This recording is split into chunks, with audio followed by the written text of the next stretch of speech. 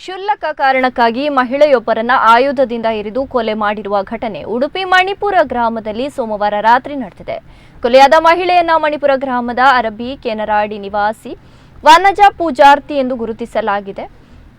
ಕೊಲೆಗೆ ಸಂಬಂಧಿಸಿ ಮಣಿಪುರ ಗ್ರಾಮದ ಅರಬ್ಬಿ ಕೆನರಾಡಿ ನಿವಾಸಿಗಳಾದ ವೆಲೇರಿಯನ್ ಮೆಂಡೋನ್ಸಾ ಮತ್ತು ಪ್ರವೀಣ್ ಮೆಂಡೋನ್ಸಾ ಎಂಬವರನ್ನ ಪೊಲೀಸರು ವಶಕ್ಕೆ ಪಡೆದಿದ್ದಾರೆ. ಇವರಿಬ್ಬರು ಅಣ್ಣ ತಮ್ಮಂದಿರ ಮಕ್ಕಳಾಗಿದ್ದು ಇವರು ವನಜಾ ಪೂಜಾರಿ ಅವರೊಂದಿಗೆ ಆಗಾಗ ಮದ್ಯ ಸೇವನೆ ಮಾಡ್ತಾ ಇದ್ರು. ಮಾರ್ಚ್ 9ರಂದು ಸಂಜೆ ಮದ್ಯ ಸೇವನೆ ಮಾಡ್ತಾ ಇರುವಾಗ ಕ್ಷುಲ್ಲಕ ಕಾರಣಕ್ಕೆ ಇವರ ಮಧ್ಯೆ ಜಗಳವಾಗಿದ್ದು ವನಜಾ ಪೂಜಾರ್ತಿಯನ್ನ ಹರಿತವಾದ ಆಯುಧದಿಂದ ಹತ್ಯೆ ಮಾಡಿರುವುದಾಗಿ ಪ್ರಾಥಮಿಕ ತನಿಖೆಯಲ್ಲಿ ತಿಳಿದು ಬಂದಿದೆ. ಈ ಸಂಬಂಧ ಕಾಪು ಪೊಲೀಸ್ ಠಾಣೆಯಲ್ಲಿ ಪ್ರಕರಣ ದಾಖಲಾಗಿದೆ. ಘಟನೆ ನಡೆದ ಸ್ಥಳಕ್ಕೆ ಕೆಎಂಸಿ ಮಣಿಪಾಲದ ಫೋರೆನ್ಸಿಕ್ ವೈದ್ಯರು, ಸೀನ್ ಆಫ್ ಕ್ರೈಮ್ ಆಫೀಸರ್ ತಂಡ, ಶ್ವಾನದಳ ಹಾಗೂ ಫಿಂಗರ್ ಪ್ರಿಂಟ್ ತಜ್ಞರು ಭೇಟಿ ನೀಡಿ ಪರಿಶೀಲನೆಯನ್ನ ನಡೆಸಿದ್ದಾರೆ.